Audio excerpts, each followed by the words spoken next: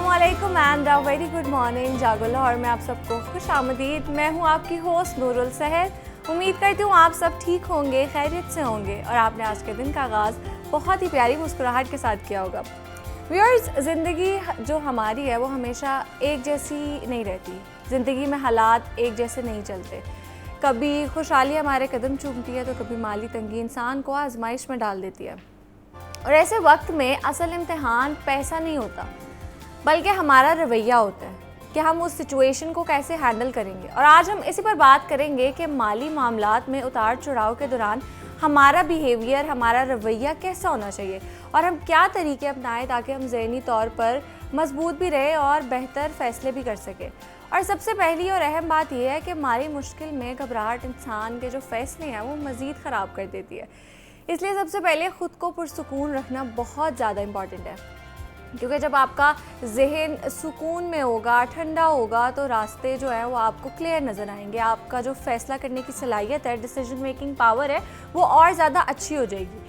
दूसरी बात यह है कि मुश्किल वक्त में जो अपनी ज़रूरियात और ख्वाहिशात हैं उसमें फ़र्क समझना सीखें और फ़र्क करना सीखें। और जो फ़र्क समझना है उसमें वो बहुत ज़्यादा ज़रूरी भी है, क्योंकि हर ख्वाहिश फ़ौरन पूरी ना करना बल्कि तरजीहात को समझ कर चलना इंसान को मुश्किल से निकाल देता है। और एक बहुत अहम तरीका ये है कि इंसान अपने अखराजात को काबू में रखे और छोटे छोटे मंसूबे बनाकर आगे बढ़े, क्योंकि आजकल सोशल मीडिया का दौर है। बहुत सी चीज़ें हम ऐसी ऑनलाइन ऑर्डर कर लेते हैं जो हमें चाहिए भी नहीं होती। वो सिर्फ पार्सल आता है, खुलता है और वो चीज़ें वैसे ही पड़ी रहती हैं। तो जैसे कि मैंने पहली बात की कि नेसेसिटी में और लग्जरी में, इन दोनों चीज़ों में फ़र्क करना सीखें, क्योंकि थोड़ी बचत, थोड़ी समझदारी और मुस्तकिल मिजाजी बड़े मसाइल को भी आसान बना देती है। इसके साथ साथ शुक्र अदा करना भी बहुत ज़्यादा ज़रूरी है, क्योंकि जो इंसान मुश्किल में भी शुक्र अदा करता है, ग्रेटफुल रहता है, तो वो इन मुश्किलों से बड़ी आसानी से निकल जाता है। और मैंने अपने शो में बार बार ये बात करती हूँ कि जो ग्रेटफुल रहना है, जो शुक्रगुजारी है, वो मैग्नेट है और नेमतों का और आपकी आसानियों का। तो हमेशा शुक्रगुजार है, क्योंकि माली हालात बदलते रहते हैं, लेकिन जो चीज़ इंसान को असल में मजबूत बनाती है वो इसका सब्र, समझदारी और पॉजिटिव बिहेवियर है।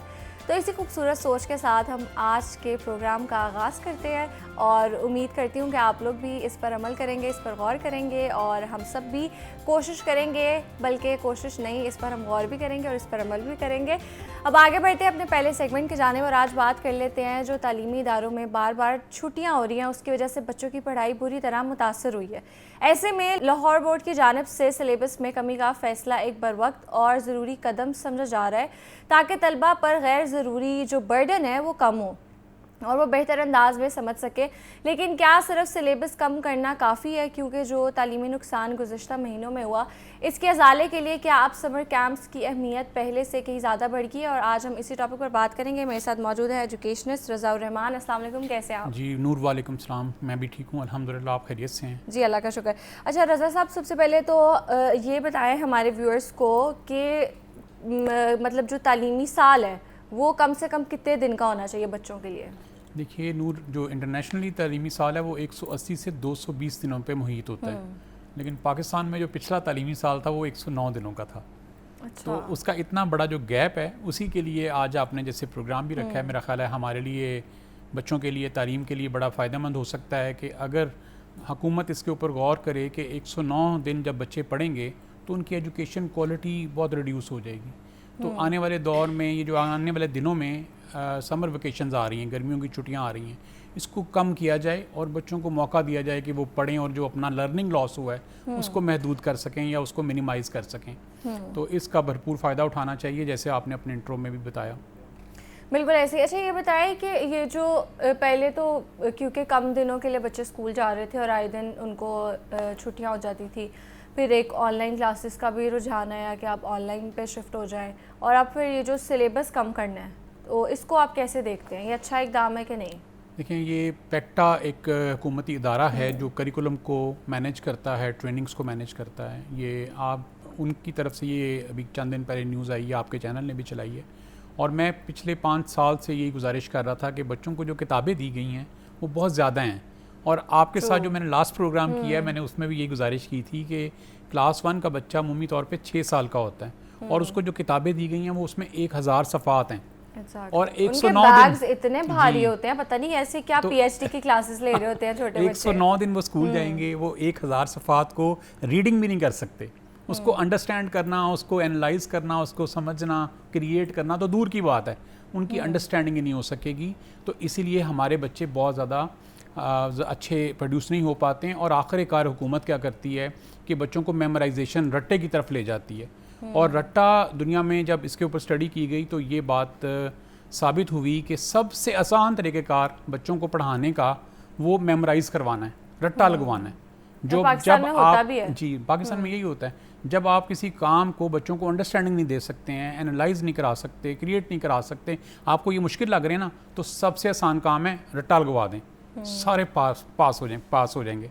तो पाकिस्तानी हुकूमत ये करती रही है, यानी हमारी जो गवर्नमेंट्स हैं वो ये करती रही हैं, पंजाब गवर्नमेंट भी, बाकी सिंध भी, बलूचिस्तान के पी के। तो इससे ये जो सिलेबस रिड्यूस होगा, सबसे पहले तो बच्चे को अंडरस्टैंडिंग इम्प्रूव होगी, उसके कॉन्सेप्ट क्लियर होंगे, उसके पास वक्त होगा कि वो एक टॉपिक के ऊपर अच्छी तरह से स्टडी करे, अच्छी तरह समझे और समझ के अपने परसेप्शन के मुताबिक, कॉन्सेप्ट क्लियर करने के मुताबिक वो उसके जवाब देगा और उससे वो एक स्ट्रॉन्ग बेस और स्ट्रॉन्ग ब्रेन डेवलपमेंट की तरफ जाएगा। ये बहुत ही अच्छा कदम है और ये पहला कदम है आपके आने वाले दौर में 21वीं सदी के मुताबिक तरक्की करने के लिए, ये पहला कदम साबित होगा। ऐसे अच्छा रज़ा साहब, सिलेबस हमने कम कर लिया, आपने बात किया रट्टे की जो कि बच्चों को लगवाया जाता है। तो हमारे यहाँ पर तो ये होता है कि आपने अगर ख़ुद से एक लाइन भी लिखती है और वो सही भी है तो वो नंबर नहीं दिया जाता, वो स्पून फीडिंग कराई जाती है, लकीर के फ़कीर बनाया जाता है। तो ऐसे बच्चे तो नहीं लीडर्स बन सकते, ऐसे बच्चे तो क्रिटिकल थिंकर्स नहीं बन सकते। तो डोंट यू थिंक टीचर्स की भी ट्रेनिंग होनी चाहिए? क्योंकि हमारे जो मेजॉरिटी स्कूल्स हैं, स्पेशली OA लेवल्स की बात नहीं करी, जो हमारा बोर्ड है, जो बोर्ड एग्जाम्स देते हैं, उनको ज़्यादातर रॉट लर्निंग ही सिखाई जाती है। और टीचर्स, अगर कोई बच्चा एक चीज़ जो बहुत ज़्यादा अलार्मिंग है और मुझे लगता है इसको बहुत सीरियस लेना चाहिए, जो स्कूल्स हैं, अकेडमीज़ हैं, उन्होंने एक चीज़ वो कर दी है, पेपर जो है वो बुक से आता है, फिर उन्होंने नोट्स बनाए होते हैं और फिर अगर आप किसी और के नोट्स से लिख दो वो आपको मार्क्स नहीं देते। Like what is happening? ये तो मुझे नहीं लगता पूरी दुनिया में कहीं भी होता होगा। तो डोंट यू थिंक कि ये बहुत ज़्यादा अलार्मिंग सिचुएशन है और इस चीज़ को देखना चाहिए? मैंने भी जब मैट्रिक किया था तब भी यही हो रहा था जी। और अभी तक मेरे जो छोटे भाई हैं उनकी बारी आ गई है, तो यही हाल है, तो कोई चेंज नहीं है। जी, पाकिस्तान का एजुकेशन सिस्टम तो ऐसे ही चल रहा है, जो अगर आपने लफ्ज़ ब लफ्ज़ नहीं लिखा तो आपको नंबर नहीं दिए जाएंगे। आपने लफ्ज़ ब लफ्ज़, अगर आपने किसी सवाल का जवाब भी नहीं दिया जो देना चाहिए था आपको, यानी किताब में से एक लाइन पूरी पढ़ के नहीं दिया, तो आपको पूरे नंबर नहीं मिलेंगे। कल मैंने एक CSS के टॉपर की वीडियो देखी, अगर लोग देखें तो ख़ुद भी अंदाज़ा करें कि वो भी जो जवाब दे रहे थे ना, वो लफ्ज़ ब लफ्ज़ किताबी जवाब दे रहे थे। वो कॉन्सेप्ट समझ के किसी चीज़ को एक्सप्लेन नहीं कर रहे थे। उन्होंने किताब में 3 लाइनें पढ़ी थी ना, उसका जवाब उन्होंने दिया और वो CSS के टॉपर्स की लिस्ट में शामिल हो गए। तो हमारे यहाँ ये तो एक इतनी बदकिस्मती है कि हम रट्टे को अप्रिशिएट करते हैं और उसी को हम ऊपर लेके आते हैं, और जब वो सब लोग ऊपर आके बैठ जाते हैं तो वो चाहते हैं कि अगले आने वाली नस्ल भी इसी कॉन्सेप्ट के ऊपर चले। जो यहाँ पे टीचर हमारे हैं वो भी आदत है उनको कि लफ्ज़ ब लफ्ज़ चेक करेंगे, किताब के मुताबिक चेक करेंगे और उसी के मुताबिक नंबर देंगे। लेकिन फेडरल बोर्ड ऑफ पाकिस्तान, जो हमारा इस्लामाबाद का बोर्ड है, उसने ये पहली दफ़ा किया है कि AI के ज़रिए पेपर की रीचेकिंग कराई है। अब जब वो AI के ज़रिए करेगा तो AI ने कॉन्सेप्ट देखना है, उसने लफ्ज़ ब लफ्ज़ नहीं देखना। तो अब एक टीचर की ऐसी क्लास, जो चेकर्स की ऐसी क्लास जो आपके पेपर को आला पैमाने के ऊपर, आला लेवल के ऊपर जब जांचेगी तो वो कॉन्सेप्ट के ऊपर आपको नंबर देगी। और हम उम्मीद करते हैं कि वही सिस्टम, चूँकि वो Islamabad Pakistan federal education department है, तो हमारे पंजाब में भी वही आएगा, सिंध में भी वही आएगा, बलूचिस्तान में भी वही आएगा, और ये बच्चों को एक चांस मिलेगा कि वो अपने से खुद से भी क्रिएट करके लिख सकते हैं, खुद से भी सोच के लिख सकते हैं। यस, वरना तो वो खुद से सोचते ही नहीं है, क्योंकि वो पूरा टाइम ये सोच रहे थे इस लाइन के बाद क्या लिखा हुआ था, इस लाइन के बाद क्या लिखा हुआ था, वो अपनी उनकी वो जो क्रिएटिविटी है वो बिल्कुल मर जाती है। और नूर, आप ये देखें ना कि फिर वो बच्चे सामने आएंगे जिनको इस वक्त हम डल करार देते हैं, जिनको इस वक्त मौका नहीं मिलता कि वो पूरा मेमोराइज कर सकें, क्योंकि मेमोराइज करना ये भी एक पूरा एक आर्ट है। हर बच्चा मेमोराइज नहीं कर सकता, लेकिन हर चीज़ को मेमोराइज भी नहीं किया जाना चाहिए। बहुत सारी चीज़ें ऐसी हैं जिसको कॉन्सेप्ट समझ के अपनी ज़ुबान में आंसर दें। अगर मैंने अपने बच्चे को या अपने स्टूडेंट को कोई एक काम मैंने सिखाया है और वो मेरे से बेहतर बाद में मुझे बताता है, तो मुझे तो अप्रिशिएट करना चाहिए, खुश होना चाहिए। लेकिन अगर वो रट्टा ब रट्टा लगाता है और मैं समझता हूँ कि वो बहुत कामयाब हो जाएगा और लफ्ज़ व लफ्ज़ पढ़ने के बाद वो आने वाले दौर की सारी प्रॉब्लम सॉल्विंग कर लेगा। आप अपने इंट्रो में भी बता रही थे भी फाइनेंशियल मैनेजमेंट के बारे में, तो हमारा चूँकि एक सबसे बड़ा प्रॉब्लम ही फाइनेंशियल मैनेजमेंट का होता है। अगर लोगों से पूछा जाए तो सबसे बड़ी जो प्रॉब्लम्स हैं वो फाइनेंशियल मैनेजमेंट की वजह से आती हैं, और फाइनेंशियल मैनेजमेंट प्रॉब्लम सॉल्विंग के बगैर नहीं आती है, और प्रॉब्लम सॉल्विंग क्रिएटिविटी के बगैर नहीं आती है। तो ये एक दूसरे के ऊपर बेस कर रहे हैं। तो मेरी गुजारिश वालिदैन से यही है, सॉरी गवर्नमेंट से यही है कि वो ज़रूर देखें, ये 21वीं सदी है, बच्चे आज के बहुत एडवांस हैं, बच्चे बहुत माशाल्लाह शार्प हैं, बड़े अच्छे टैलेंटेड हमारे पास बच्चे मौजूद हैं। आप उनको मौका दें, आप उनको नए जदीद दौर के मुताबिक पढ़ाने की कोशिश करें। बहुत शुक्रिया आपने सिलेबस कम किया, बहुत शुक्रिया आपने इस तरफ तवज्जो की। ये नई टीम आई है, वो बेहतर सोचती है, उसके पास अच्छी विजन है, और अगर आप ये कर पाते हैं तो ये आप इस मुल्क के ऊपर, इन बच्चों के ऊपर एहसान करेंगे और अल्लाह भी आपको बहुत अच्छी जज़ा देगा। एग्जैक्टली ऐसे ही। अच्छा, हम स्मार्ट सिलेबस के हवाले से बात कर रहे थे, ये बताएं कि जो स्मार्ट सिलेबस है वो काफ़ी है जो बच्चों का हर्ज हुआ है उसका अजाला करने के लिए? एक्चुअली स्मार्ट सिलेबस से सबसे पहले तो जो बच्चों पे बर्डन है वो नहीं होगा। नूर, मैं एक क्वेश्चन वालिदैन के सामने, जो सुनने वाले उनके सामने भी रखता हूँ, आपके सामने भी रखता हूँ। जब हम किसी भी जगह चलते हैं, हम बच्चे के साथ चल रहे हैं, माँ बाप या दो बड़े लोग और साथ बच्चा चल रहा है, पार्क में चल रहा है, रोड पे चल रहा है, कहीं भी चल रहा है, तो हम किसकी स्पीड से चलते हैं? क्या हम अपनी स्पीड से चलते हैं या हम बच्चे की स्पीड को फॉलो करते हुए बड़े चलते हैं? हम बच्चे की स्पीड को फॉलो करते हुए चलते हैं। तो फिर हम बच्चों को पढ़ा कैसे अपनी स्पीड से चल सकते हैं? हजूरे वाला बच्चों की स्पीड से पढ़ाना है कि उनकी अंडरस्टैंडिंग कैसी है। आपने सोचना है कि वो कैसे अंडरस्टैंड कर रहा है, वैसे मैं डिलीवर करूं उसको। तो ये एक छोटी सी एग्जांपल इसलिए है कि हमें बच्चों की कैपेसिटी को देखते हुए वॉक भी करनी है और उसके ब्रेन की डेवलपमेंट भी करनी है, और उसको देना भी वही काम है जो उसकी कैपेसिटी है। तो ये जो 1000 पेजेस क्लास 1 के बच्चे ने सारे याद करने हैं, कॉन्सेप्ट लेना है, समझना है, पढ़ना है, रीडिंग करनी है, इमला करनी, डिक्टेशन करनी, ये मुमकिन नहीं है। ये अगर देखा जाए तो दूसरे अल्फाज में इसे मजाक कहा जा सकता है, ये पॉसिबल ही नहीं है। आप बच्चे को उतना काम दें जितना वो कर सकता है, उसको ओवरबर्डन ना करें, उसको रिलैक्स रखें, उसको सोचने का मौका दें, उसको प्रॉब्लम सॉल्विंग का मौका दें, क्रिएट करने का मौका दें, ज़िंदगी इंजॉय करने का मौका दें। तो ये सिलेबस कम करने से बहुत ज़्यादा फ़ायदा होगा और बच्चों के जो ये बर्डन्स हैं ये कम होंगे।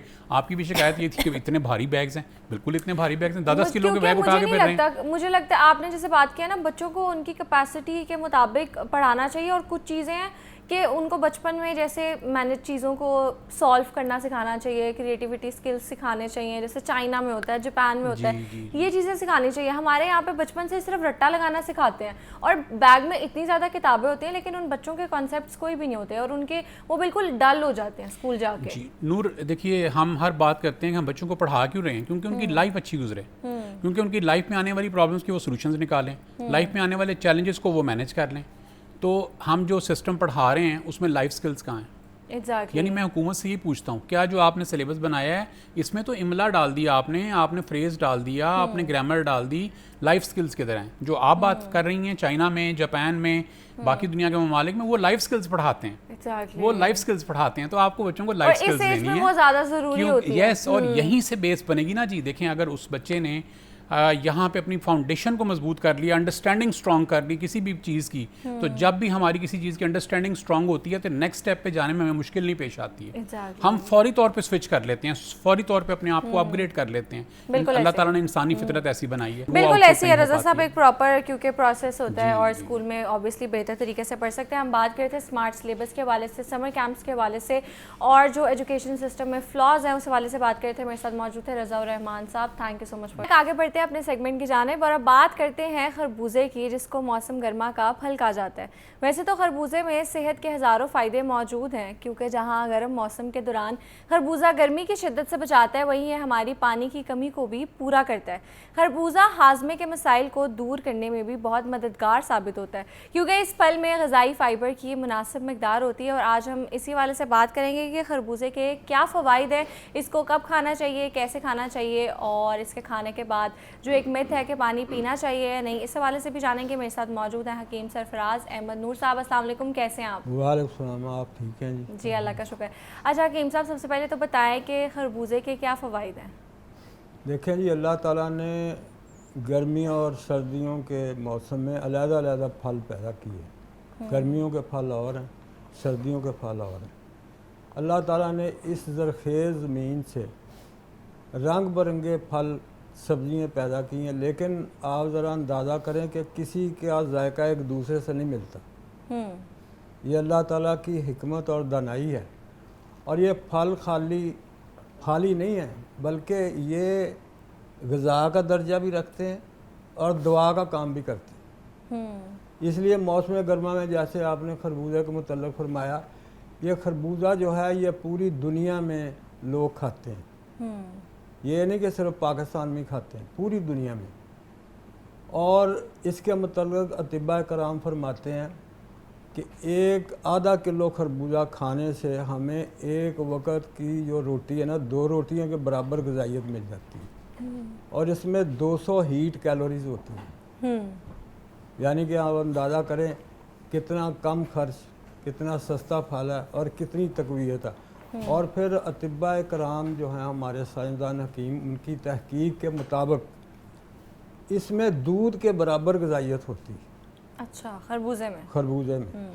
इसलिए जो मेरी बहनें फीडिंग मदर्स हैं उनको कसरत से खरबूजा खाना चाहिए। और जो लोग दूध की कमी का शिकार हैं उनको भी कसरत से खरबूजा खाना चाहिए। खरबूजे में अल्लाह ताला ने बैक वक़्त विटामिन ए, बी, सी ग़िज़ाई जो इसमें जितने एलिमेंट्स हैं, निशास्तादार अज़ा, रोगनी अज़ा, लहमियात है, प्रोटीन यानी कि, और इसमें कैल्शियम है, पोटाशियम है, इसमें कैरेटीन है, इसमें कॉपर है, इसमें सल्फ़र की मिकदार काफ़ी मिकदार में मौजूद होती है और फास्फोरस भी इसमें काफ़ी मिकदार में मौजूद होता है। खरबूजा जो है ये अतिबा कराम जो हमारे साइंसदान हकीम हैं उन्होंने बताया कि खरबूजा अल्लाह ताला ने इस मौसम में 2 बीमारियों के लिए ख़ास तौर पे पैदा किया। पेट को अलाइशों से साफ़ करता है और गुर्दे के जितने भी अंदर फासद नमकियात वगैरह इकट्ठे हुए होते हैं उनको निकाल बाहर करता है। और ख़रबूजा जो है ये जिस्म को फरवा भी करता है, ये आपकी रंगत को भी निखारता है।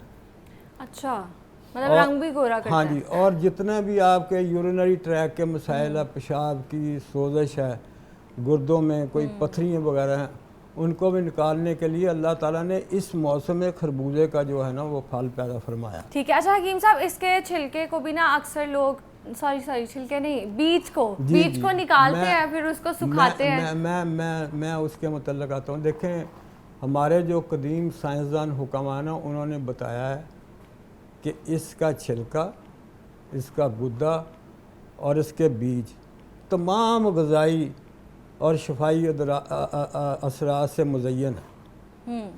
अब हम क्या करते हैं, छिलका फेंक देते हैं, बीज भी फेंक देते हैं। हालांकि आप शायद आपको याद होगा या आप पुराने बुज़ुर्गों को देखा हो, वो खरबूजे को जब खाते थे उसके बीज सुखा के रख देते थे, बिल्कुल ऐसे फिर सारा दिन बैठ के वो बीज जो थे ना वो खाते रहते थे। इनके बीजों में भी बेपनाह तक़वियत है। अब इसमें सबसे मसला पहला ये आ जाता है कि हमने अपने इस मौसम में गुर्दों को साफ़ करना है, क्योंकि मौसम गर्मा है। एक को हाइड्रेट अपने आप को रखना है, पानी का इस्तेमाल करना। तो उसमें हम अपने गुर्दों को साफ़ कैसे रख सकते हैं? ये गुर्दों में क्रिएटिनिन, यूरिया, ये जितने एलिमेंट्स हैं, लोग डायलिसिस पे जा रहे हैं, हैं जी। तो उसके लिए मैंने अक्सर मरीज़ों को अल्हम्दुलिल्लाह, ये मैं नाज़रीन की नज़र ये नुस्खा करना चाहता हूँ कि मेरे जो भाई डायलिसिस या क्रिएटिनिन, यूरिक एसिड वगैरह, ब्लड यूरिया के मरीज़ हों, उनके लिए इंतहाई कम खर्च और आसान नुस्खा, बिल्कुल सिंपल सा। 1.5 लीटर पानी आपने लेना साफ़, उसमें खरबूजे के छिलके जो हैं वो 50 ग्राम डालने, और फिर उसमें 3 चीज़ें और डालनी, सौंफ और सफ़ेद ज़ीरा और एक सोया के बीज होते हैं। ये तीनों 20-20 ग्राम डाल के आपने रात को रख देने, और सारा दिन ये पानी आपने वक्फे से पानी की जगह पे इस्तेमाल करना।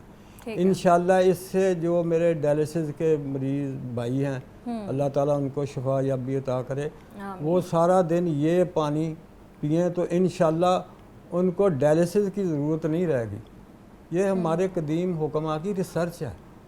ये ज़रूरी नहीं है कि दवाइयों के ज़रिए या डायलिसिस के ज़रिए हमने गुर्दों को साफ़ करना। अल्लाह ताला ने ये कुदरती ज़रिया रखा है। मतलब जो पथरी है अगर वो ज़्यादा डेंजरस नहीं है और छोटी है, उसका साइज़ ज़्यादा बड़ा नहीं है, तो वो निकल सकती है सिर्फ हाँ जी, इसी से। पथरी भी निकल सकती है। उसके लिए भी मैं अर्ज़ करता हूँ, एक तो जिन लोगों को गुर्दा या मसाना में पथरियाँ हो जाती हैं या पेशाब वाली नाली में पथरी रुक जाती है, उसके लिए भी इंतहाई कम खर्च इसका नुस्खा है। ये जो अभी आप खरबूजे के बीजों की बात कर रही थी ना, ये आपने 25 ग्राम लेने हैं। इसको रगड़ के इसकी सरदाई बना लेनी है और उसको छान के रखना है गिलास में। फिर उसके साथ ये नाजरीन ज़रा नोट कर लें, सफ़ेद ज़ीरा जो है वो 100 ग्राम, एक कलमी शोरा और जौ खार, ये पंसार स्टोर से आम ये दवाइयाँ मिल जाती हैं। ये 10-10 ग्राम आपने लेके इनको ग्राइंड करना है और इसका सफूक बना के सुबह शाम वो जो रगड़े हुए बीज का पानी है ना जो आपने गिलास में रखा, उसके साथ सुबह शाम खाएं तो विद इन ए वीक अल्हम्दुलिल्लाह आपकी जितनी छोटी छोटी पथरियाँ हैं वो खारिज हो जाएंगी। ठीक है। फिर इसमें एक और आ जाता है गुर्दे का दर्द। बाद लोग गुर्दे की दर्द से तड़प रहे होते हैं, तो उसके लिए फौरी जो इलाज है वो भी तो हमारी टीम में मौजूद है। गुलाब का रख, ये आपने लेना 150 मिलीलीटर। ठीक है, कॉलर उनका सवाल लेते हैं। जी अस्सलाम वालेकुम राजेश शौकत। वालेकुम जी। जी सवाल कीजिए। जी राजेश शौकत बात कर रहा हूँ आज़ाद कश्मीर से। हकीम साहब का नंबर मिल सकता है? हकीम साहब का नंबर ये चाहिए। तो मैं आपकी इजाज़त से ही दे सकता जी जी दे दें। हाँ, मेरा नंबर है जी 0300 9434 165। ठीक है, आपने नोट कर लिया। अहमद नूर, हुक्म फरमाएं और क्या पूछना चाहते हैं? जी सवाल कीजिए अगर आपने नंबर नोट कर लिया तो। सवाल के लिए मैं जो है ना इनसे रब्ता करूंगा। टीवी पर इतना बात नहीं लंबी होती, ये नंबर ले रहा। ठीक है ठीक है। अच्छा, तो आप मुझे बता रहे हैं कि जो हमारे हाजमे के मसाइल हैं उसके लिए भी खरबूजा बहुत ज़्यादा अच्छा है। तो एक जो मिथ है वो एसोसिएट की जाती है कि खरबूजे के बाद पानी नहीं पीना चाहिए, इससे आपको हैज़ा भी हो जाता है और पेट भी ख़राब हो जाता है। तो इस हवाले से बताएं, और अगर पी सकते हैं तो कितनी देर के बाद पी सकते हैं? हाँ जी, इसमें यह है कि यह खरबूजा, गर्मा, सर्दा, ये तीनों ये एक फैमिली के फल हैं। इसमें तरबूज भी आ जाता है। तो अतिबा कराम के नज़रिया के मुताबिक वो कहते हैं कि इसके खाने के फ़ौरन बाद पानी नहीं पीना चाहिए। ठीक है। कम से कम 2 घंटे गुजर जाए, उसके बाद आप पानी पी सकते हैं।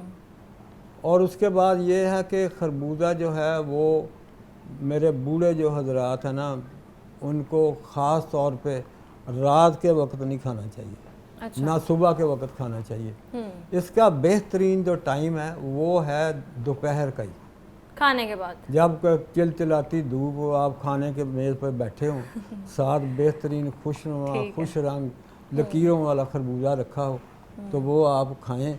उससे आपको ग़िज़ाइयत भी मिलेगी, शफा भी मिलेगी अल्लाह के फजल। अच्छा, आपने कहा है लकीरों वाला खरबूजा। हाँ, तो वो तो एक तो बिल्कुल प्लेन येलो भी होता है ना, तो एक देसी होता है और एक दूसरा होता है, तो दोनों में कोई फ़र्क है? ये दोनों में फ़र्क कोई नहीं। ये मैंने अभी बताया था ना कि ये कुदरत के नक्शो निगार हैं। अगर आपने कलर स्कीम सीखनी हो ना, तो आप फलों को देखा करें। अल्लाह ताला ने खरबूजे में कितनी खूबसूरत धारियाँ रखी हैं, उसमें येलो कलर भी है, ग्रीन लाइनें भी हैं। तो ये वो जो खरबूजा ना लकीरों वाला, ये बहुत कम आता है और वो मीठा भी होता है, और मीठा भी बहुत ज़्यादा होता है। बिल्कुल ऐसे ही एक और कॉलर है, उनका सवाल लेते हैं। जी अस्सलाम वालेकुम। जी आवाज़ आ रही है आपको मेरी? जी आ रही है। जी सवाल कीजिए। जी मैम, सुबह जो सब सुबह जब उठते हैं ना, तो खाना खाने से पहले मैम मैदे में बहुत ज्यादा जलन और गर्मी हो जाती है। क्या ठीक है, वो जब सुबह उठते हैं तो उनको बहुत ज़्यादा एसिडिटी और बर्निंग फील होती है स्टमक में नाश्ते से पहले। ये आप मेरे भाई ज़रा गौर करें कि उन्होंने रात को खाया क्या है। एसिड रिफ्लक्स भी हो एक जाता तो है। ये है कि उन्होंने खाना खाया क्या, दूसरा उन्होंने खाना खाया लेट, तीसरा उन्होंने वॉक नहीं की।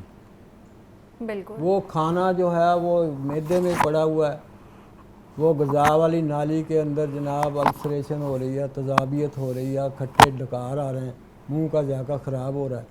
तो मेरा भाई जो हैं उनको मैं मशवरा देता हूँ कि रात का खाना before going to bed 3 hours 3 घंटे पहले, ये अतिबा कराम ने बताया। बल्कि हजूर पाक सल्लल्लाहु अलैहि वसल्लम की हदीस मुबारका है कि अल इशाउ कबल अल इशा, कि रात का खाना खाओ इशा की नमाज से पहले।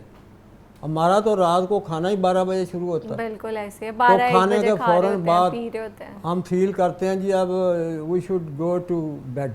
राइट। वो बेड में जब आप जाते हैं तो वो खाना तो आपका पेट में ही पड़ा, मैदे में ही पड़ा हुआ, डाइजेस्ट ही नहीं होगा। उससे फिर डाइजेस्ट नहीं होता, उससे वो खाना पड़ा वो एसिडिटी बनती है, उससे जलन होती है, उससे डकार आते हैं, उससे तबीयत बेचैन होती है, उससे कोलेस्ट्रॉल पैदा होता है।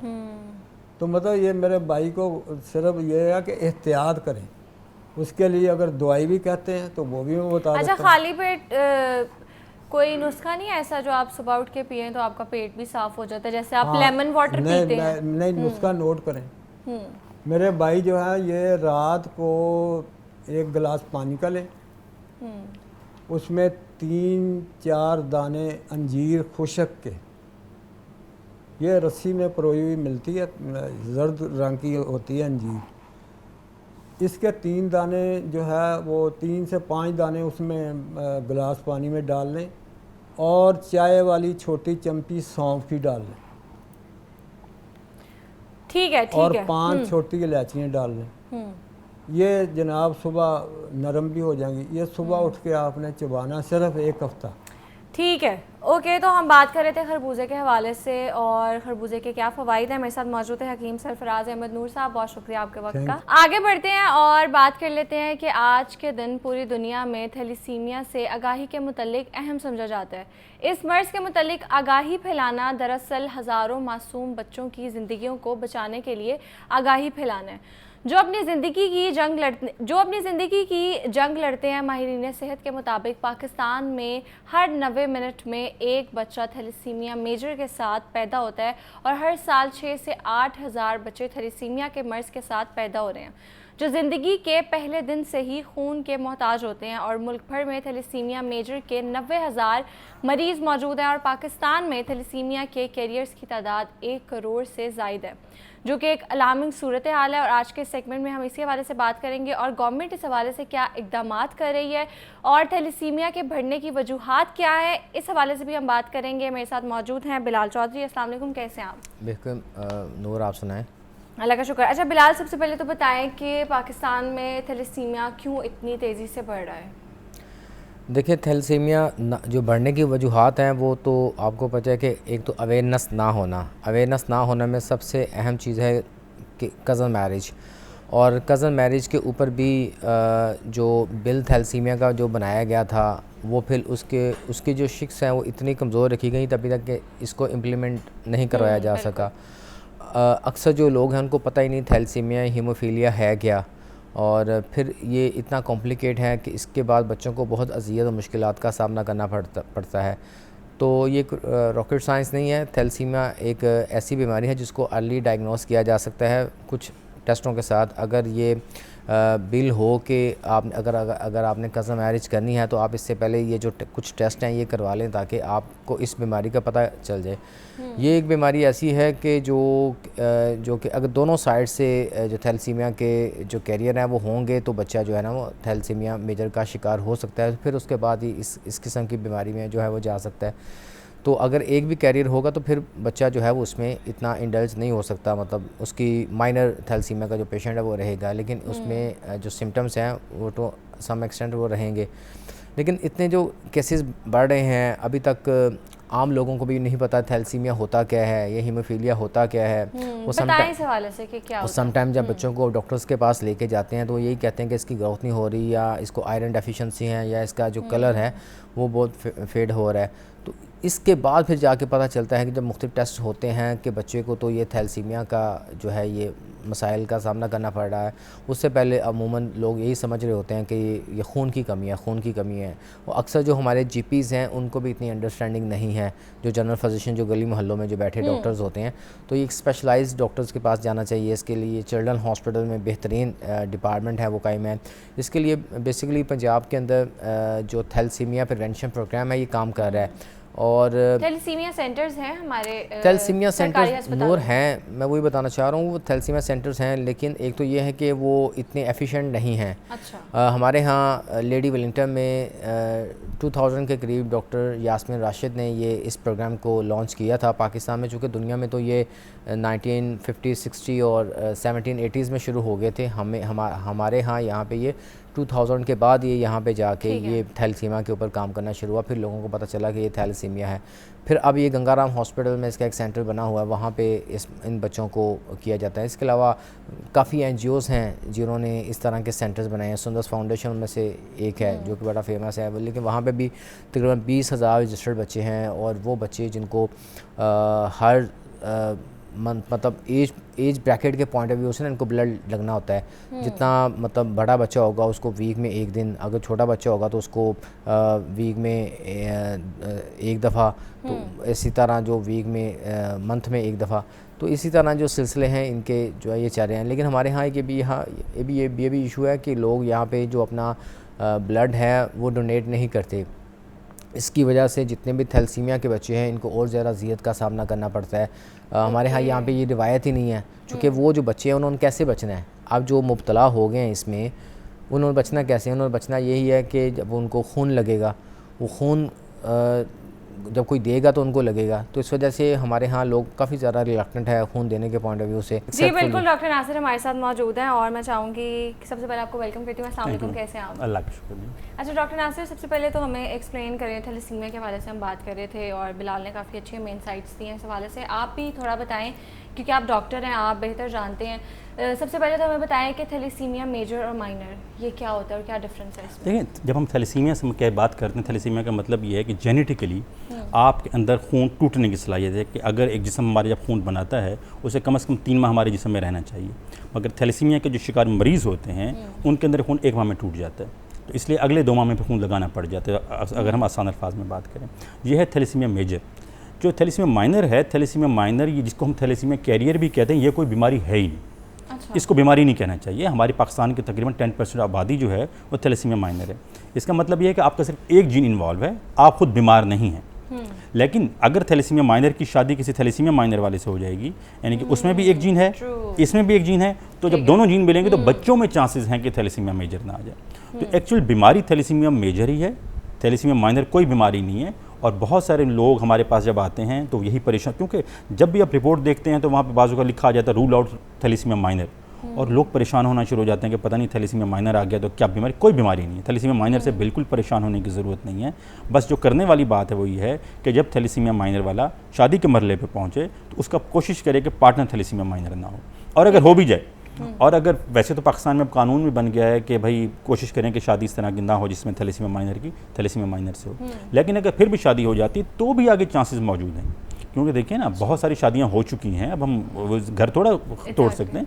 तो अब वो क्या करें कि अगर उनकी जब भी प्रेगनेंसी होती है, अगर दोनों थैलेसीमिया माइनर हैं, तो जब भी प्रेगनेंसी होती है 3rd मंथ ऑफ प्रेगनेंसी यानी कि 12 वीक ऑफ प्रेगनेंसी पे टेस्ट करवा के देख लें कि आने वाले बच्चे में कहीं थैलेसीमिया मेजर तो नहीं आ रहा। सिर्फ 25% पहले पता लग वो पहले पता लग जाएगा, और सिर्फ 25% चांस है कि थैलेसीमिया मेजर आएगा, 75% चांस है कि बच्चे को कुछ नहीं होगा, या माइनर होगा या कुछ भी नहीं होगा। तो इसलिए परेशान होने की कोई ज़रूरत नहीं है। इवन थैलेसीमिया मेजर भी आ जाए तो भी परेशान होने की ज़रूरत नहीं है, क्योंकि अब जिस तरह बिलाल बता रहे थे कि थैलेसीमिया मेजर भी अब काबिल इलाज है। तो और ठीक है, इलाज थोड़ा लंबा है, थोड़ा मुश्किल लगता है, लेकिन वो भी काबिल इलाज है। तो अब तो हम कहते हैं कि किसी थैलेसीमिया के मरीज़ को परेशान होने की ज़रूरत है ही नहीं अपनी बीमारी से। ठीक है। अच्छा, आपने बात की कि जो थैलेसीमिया माइनर है ये कोई बीमारी है ही नहीं। बिल्कुल कोई बीमारी नहीं। तो इसमें कोई प्रिकॉशनरी मेजर्स हैं जो हमें लेने चाहिए डाइट के हवाले से, हमारे लाइफस्टाइल के हवाले से? देखिए, मैंने जब बताया कि बीमारी नहीं है तो आपने उसे डिस्कस भी क्यों करना है।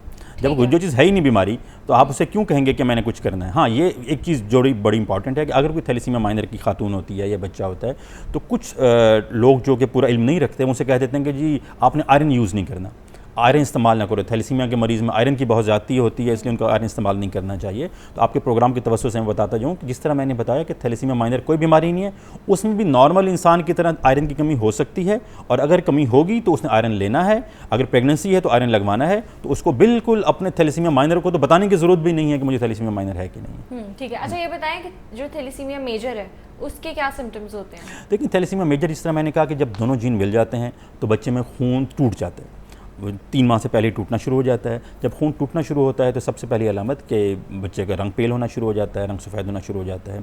उससे बड़ी जिगरतिली बढ़ना शुरू हो जाता है कि जब सेल टूटते हैं तो जिगरतिली में बढ़ जाना शुरू करते हैं। जिगरतिली खुद भी ज़ोर लगाती है खून बनाने के लिए। तो दूसरी बड़ी अलामत पेट का फूल जाना और जिगरतिली का बढ़ जाना। अगर किसी भी बच्चे में 6 माह की उम्र के बाद खून की कमी होना शुरू हो गई है और उसके साथ जिगरतिली बढ़ना शुरू हो गई है तो ये इब्तदाई अलामत हो सकती है कि इसको थैलेसीमिया है। उसके फ़ौरन टेस्ट करवाने चाहिए ताकि उसे किसी बड़ी मिजरी से बचाया जा सके। ठीक है। अच्छा ये बताएं कि ऐसे लोगों को कोई क्या एहतियात होती हैं, कैसे उनका ख्याल रखना चाहिए, डाइट में क्या चीज़ें अवॉइड करनी चाहिए, ये थोड़ा सा बताएं। देखिए, मैंने बताया ना कि थैलेसीमिया का मरीज़ जो है सिवाय है कि उसको खून लगता है, अदरवाइज़ वो एक नॉर्मल बच्चा है। ठीक है। उससे किसी स्पेशल केयर की ज़रूरत नहीं है। ये जो हम कहते हैं ना कि फ़लाँ स्कूल में ना जाओ, खेलो ना, कूदो ना, ये चीज़ ना खाओ, ये अब बिल्कुल ये पुरानी बातें हैं। हम ये कहते हैं कि थैलेसीमिया का दुनिया में कई ममालिक ऐसे हैं जो सिर्फ वक्त पे खून लगवाते हैं और उसके बाद नॉर्मल ज़िंदगी 50, 60, 70, 80 नॉर्मल ज़िंदगी जीते हैं और आयरन वक्त पे निकलवाते रहते हैं। तो इसलिए एक तो उन्हें कोई स्पेशल एहतियात की ज़रूरत नहीं है। हाँ, ये ज़रूर है कि जब खून लग रहा होता है किसी मरीज़ को तो थोड़ा आयरन ज़्यादा होता है, तो हम आयरन निकालने के लिए मेडिसिन यूज़ कर लेते हैं। तो और इससे कोई डरने की ज़रूरत नहीं है। अब तो मैं ये भी बताता चलूँ कि अब बहुत सारे मरीज़ ऐसे हैं थैलेसीमिया के जिनको हम टैबलेट्स मेडिसिन वगैरह देते हैं, उनको खून भी नहीं लगता मगर उन्हें मेडिसिन यूज़ करते रहना पड़ता है। तो जब हम इलाज पे जब बात करते हैं तो एक तरफ तो खून लगवाना एक ऑप्शन है, दूसरा कोई मेडिसिन भी आ गई हैं, कोई मेडिसिन को खाने के बाद खून लगना बंद हो जाता है और खून बनना शुरू हो जाता है। मगर ये मैं ज़रूर बताता चलूँ कि जो गलती करते हैं हम लोग मेडिसिन शुरू कराते हैं और सिर्फ ये नज़र रखते हैं खून पूरा हो रहा है, ये नहीं नज़र रखते कि जिगरतिली बढ़ी है कि नहीं बढ़ी। तो बेशक खून पूरा हो रहा होगा मगर जिगरतिली पर नज़र रखनी भी ज़रूरी है। अगर क्योंकि देखें एक चीज़ आपके प्रोग्राम में अगर लोगों ने सुन लिया ना और उसको समझ लिया कि थैलेसीमिया के मरीज़ में 3 चीज़ें पूरी होनी चाहिए। उसका खून पूरा होना चाहिए, चाहे खून लगा के हो, चाहे दवाई से हो, चाहे ट्रांसप्लांट से हो। जिगरतिली नॉर्मल होनी चाहिए, चाहे खून से पूरा हम करें, ट्रांसप्लांट से करें या मेडिसिन से करें। एक्टिविटी नॉर्मल, ग्रोथ नॉर्मल होनी चाहिए। इसलिए आप कोई भी तरीका इलाज अपनाए हुए हैं, चाहे वो ट्रांसप्लांट है, चाहे वो खून लगाना है, चाहे वो मेडिसिन है, आपकी ग्रोथ बच्चे की नॉर्मल होनी चाहिए, जिगरतिली ठीक होना चाहिए और हीमोग्लोबिन के लेवल कम से कम 9-10 पे रहना चाहिए। ठीक है। अच्छा डॉक्टर साहब, मुझे जिस तरह आपने बड़ा अच्छा एक्सप्लेन कर रहे हैं, तो मुझे बताएं कि जो आम अफराद हैं, जो आम लोग हैं, गरीब लोग हैं, जिनके पास भी अवेयरनेस नहीं है आप अच्छे डॉक्टर्स के पास पहुंचने के लिए, उनके लिए थैलेसीमिया तो अभी भी अमवात हो रही हैं, अभी भी बच्चे जो है ना इससे बहुत शदीद किस्म के मुतासिर हैं। जिससे आपने ख़ुद कहा कि तिली भी मुतासिर होती है, जिगर भी मुतासिर होता है, तो वो कहाँ जाए? चिल्ड्रन हॉस्पिटल तो एक लाहौर में है, तो जनूबी पंजाब इतना बड़ा है, पाकिस्तान इतना बड़ा है, सेंटर्स बड़े थोड़े हैं, पेशेंट्स की तादाद तो अल्टीमेटली बहुत ज़्यादा है। रात मेरी सुंदर फाउंडेशन बाद 20,000 उनके पास बच्चे जो लेटे हैं, जो अपना ब्लड लगवा रहे हैं। तो हर कोई अच्छे मुस्तनद डॉक्टर्स के पास तो नहीं जा सकता। मज़ीद उनके लिए क्या इक़दाम होने चाहिए? देखिए जिसमें थैलेसीमिया की बात आपने खुद भी बताया कि पहली चीज़ तो प्रिवेंशन है। आपके ख़ानदान में एक बच्चा आ गया तो दूसरा नहीं आना चाहिए। अगर दूसरा भी आता है तो ये आपने ज़्यादती कर रहे हैं कि अपने साथ भी, माशरे के साथ भी, मुल्क के साथ भी। तो सबसे पहली प्रिवेंशन कि अगला बच्चा थैलेसीमिया का पैदा ना हो। अब अगर आ गया है तो जिस तरह आपने बताया कि बहुत सारे सेंटर्स ऐसे हैं जो मैंने कहा बहुत सारे हर डॉक्टर को ये नॉलेज मौजूद है, मगर डॉक्टर्स को नॉलेज है कि सिर्फ खून लगवाना है। उनको ये नहीं पता कि वही कहते हैं हीमोग्लोबिन 6 आ जाएगी तो लगवा लेना। यही सबसे बड़ी गलती हम करते हैं, क्योंकि अगर आप हीमोग्लोबिन 6-7 पे खून लगवाएंगे तो लाजमी है कि आपकी जिगरतिली बढ़ती चली जाएगी। तो आपके प्रोग्राम के वाले से आम सिंपल डॉक्टर्स, हमारे सिंपल तो नहीं, मतलब जो भी MBBS डॉक्टर साहबान हैं, अगर वो खून लगवाते हैं तो बस ये नज़र रखें कि हीमोग्लोबिन कम से कम 9-10 पे रखें। इसके अलावा जिगरतिली पे नज़र रखें। और उसके साथ ही हमारे पास देखें, अब तो आप जिस तरह आपने खुद बता रहे थे, गवर्नमेंट ऑफ पंजाब ने बहुत सारे सेंटर्स को, प्राइवेट सेंटर्स को भी, गवर्नमेंट सेंटर को भी ट्रांसप्लांट के लिए फ्री कर दिया है। तो बस उसके फ़ौरन बाद जो ही बच्चा 6-7 माह का हो फ़ौरन भेजें ताकि उसके अर्जेंट HLA टिश्यू टाइपिंग कराई जाए और फ़ौरन एज सून पॉसिबल इसको ट्रांसप्लांट किया जा सके, ताकि बच्चा जब स्कूल गोइंग हो उस वक्त तक उसको अपनी बीमारी याद भी ना हो और वो नॉर्मल ज़िंदगी गुजार सके। और मैं बताता चलूँ कि जब ट्रांसप्लांट कामयाब हो जाता है उसके बाद वो नॉर्मल ज़िंदगी गुजारता है। 1 साल में अद्वियात भी बंद हो जाती हैं और वो उसके बाद वो स्कूल जाएगा, कॉलेज जाएगा, शादी होगी, सब कुछ नॉर्मल ज़िंदगी गुजारेगा इंशाल्लाह। 80 साल 100 साल जितनी ज़िंदगी है वो गुजार सकेगा। तो अब तो ये बहुत आसान हो गया। सिर्फ अवेयरनेस। हमें प्रॉब्लम क्या फेस करनी पड़ रही है being doctor even in children hospital, कि जब मरीज़ हमारे पास ट्रांसप्लांट के लिए पहुंचता है इतनी बड़ी जिगर हो चुका है, इतनी बड़ी तिल्ली हो चुकी है, वो ट्रांसप्लांट काबिल भी नहीं होता। ठीक है, अवेयरनेस नहीं है मतलब। इसलिए अगर डॉक्टर्स को इतना बस पता लग जाए कि यार हमने सिर्फ खून नहीं लगाना, हमारे सेंटर जिस तरह आपने नाम लिया और भी बहुत सारे सेंटर्स बहुत अच्छा काम कर रहे हैं, मगर मेरी गुजारिश ये होगी उन तमाम सेंटर से कि वो 6-7 पे खून ना लगाएं, क्योंकि 6-7 के साथ चीज़ें फिर मुतासर होना शुरू हो जाएंगी, ऑर्गन डैमेज होना शुरू हो जाएगा, दिल ख़राब होना शुरू हो जाएगा, जिगर ख़राब होना शुरू हो जाएगा। HB को कम से कम 10 पे रखें और दूसरे नंबर पे ये फौलाद को कम से कम 1000 से 2000 से नीचे रखें। अगर ये 2 काम कर लें तो किसी मरीज़ को कुछ नहीं होगा और वो नॉर्मल ज़िंदगी गुजार सकते हैं। ठीक है, आज वर्ल्ड थैलेसीमिया डे है और हम इसी हवाले से बात कर रहे थे कि ये क्या होता है और इसके जो 2 टाइप्स हैं, मेजर और माइनर, उस हवाले से भी हम बात कर रहे थे। मेरे साथ मौजूद थे डॉक्टर नासिर अब्बास।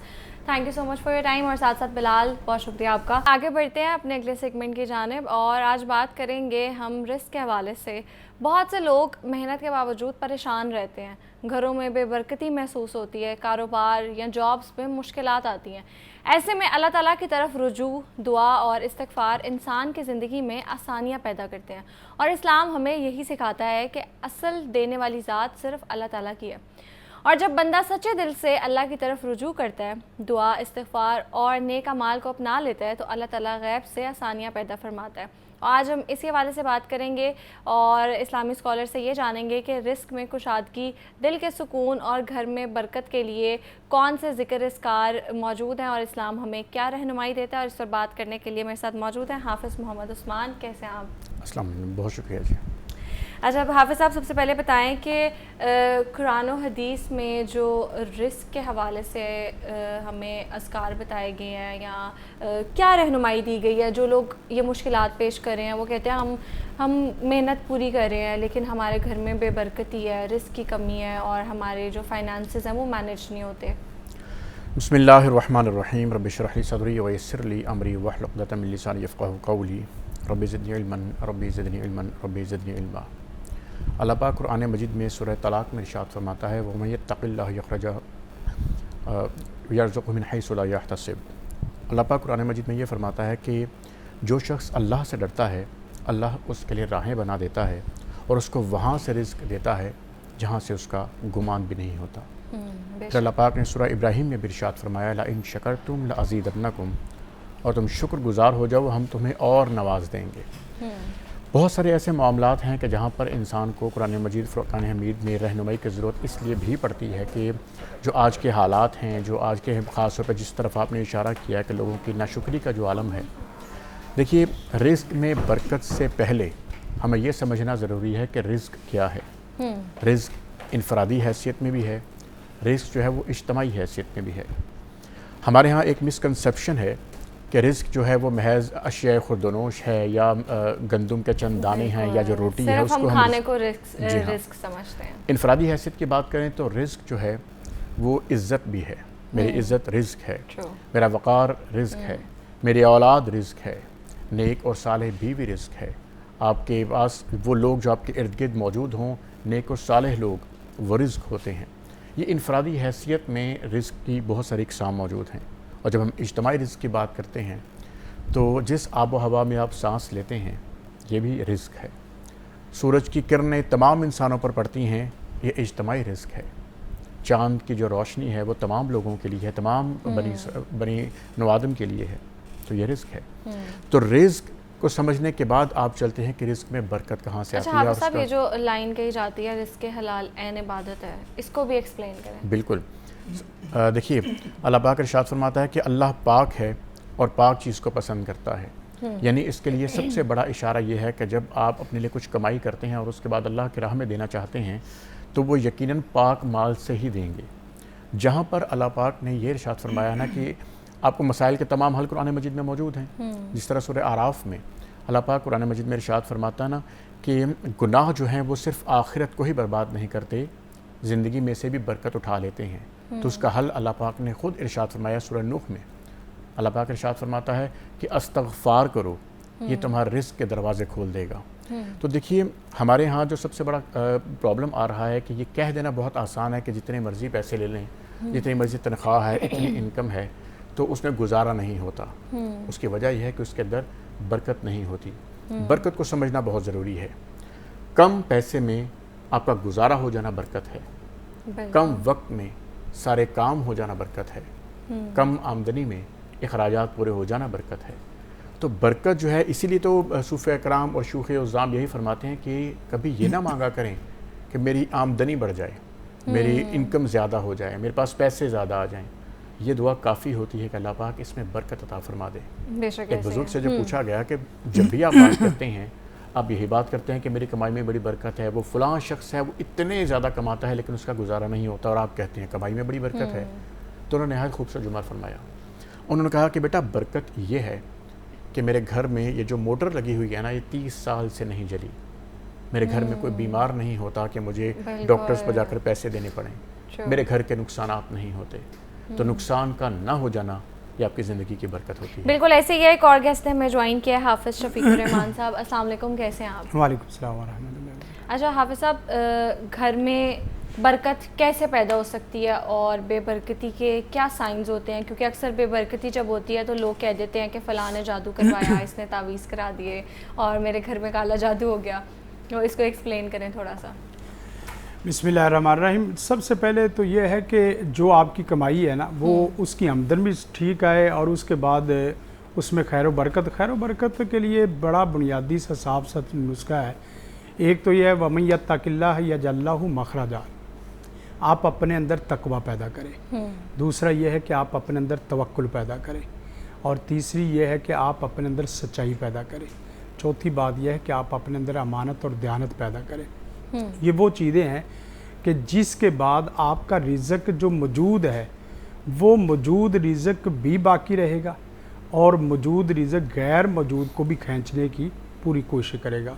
और फिर साथ ये भी बात याद रखें, हमारे लोग अपने रिज़्क पे ज़ाकिर और रिज़्क पे शाकिर नहीं है। यानी जो रिज़्क मौजूद है उस पे ज़िक्र करना और जो रिज़्क मौजूद है उस पे शुक्र करना। शुक्र एक ऐसी नेमत है कि जो मौजूद नेमत को तो बाकी रखती है, गैर मौजूद को भी मौजूद बना देती है। कुरान करीम है ला इन शकरतुम ला ज़ीदन्नकुम वला इन कफ़रतुम इन अज़ाबि लशदीद। अगर तुम शुक्र करोगे तो मैं तुम्हें मज़ीद से मज़ीद तर अता करता जाऊँगा।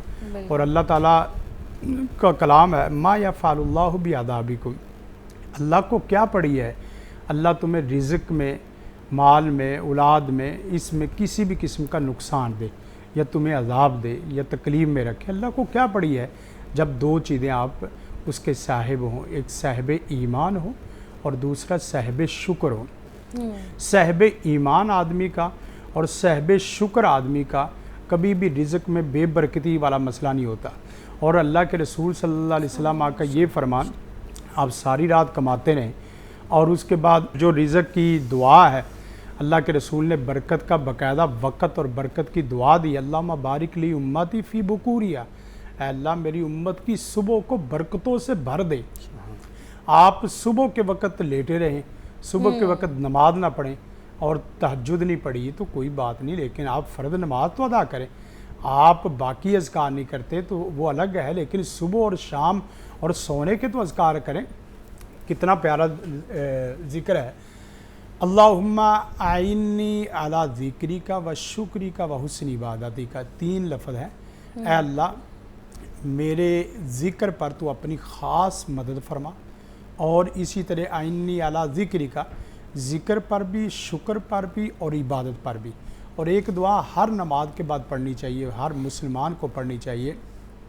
अल्लाहुम्मा इन्नी अस्अलुका इल्मन नाफिया, अल्लाह मैं जो कानों से सुनूं, जो आँखों से पढ़ूं, जो दिमाग से समझूं और दिल से सोचूं, मेरा वो हर सुनना और हर देखना और पढ़ना वो इल्म नाफ़े बन जाए। और इल्म नाफ़े का मतलब यह है कि मैं इल्म की किताबें पढूं या इल्म की डिग्रियां और इल्म के डिप्लोमे हासिल करूं। ऐसा ना हो कि मुझे जो भी ना मिले, मैं अपने हर लफ्ज़ को इल्म नाफ़े बनाना चाहता हूं। और आगे बड़ा ज़बरदस्त किस्म का लफ्ज़ है वहामला मुतक़ब्बला, इल्म होता ही वो है जो अमल पर इल्म होता ही वो है जो आपको किरदार और गुफ्तार पर, अमानत और दयानत पर आपको बाकायदा मुतले करे और आपको उसके ऊपर लगाने की कोशिश करे। और साथ एक तीसरा लफ्ज़ है, बड़े आसान लफ्ज़ बता रहा हूँ, वरिज़्क़न हलालन तय्यिबा, ए अल्लाह मेरा रिज़्क़ हिल्लत से भरा हुआ हो, पकीज़गी से भरा हुआ हो। आप अंदाज़ा करें जो आप अपने बच्चों को हलाल रिज़्क़ खिलाएंगे, पाकीज़ा रिज़्क़ खिलाएंगे तो फिर बेबरकती वाली बात ही नहीं रहती। आपका रिज़्क़ ईमान बनता है, आपका रिज़्क़ सेहत बनता है, आपका रिज़्क़ अखलाक बनता है, आपका रिज़्क़ अमानत और दयानत बनता है।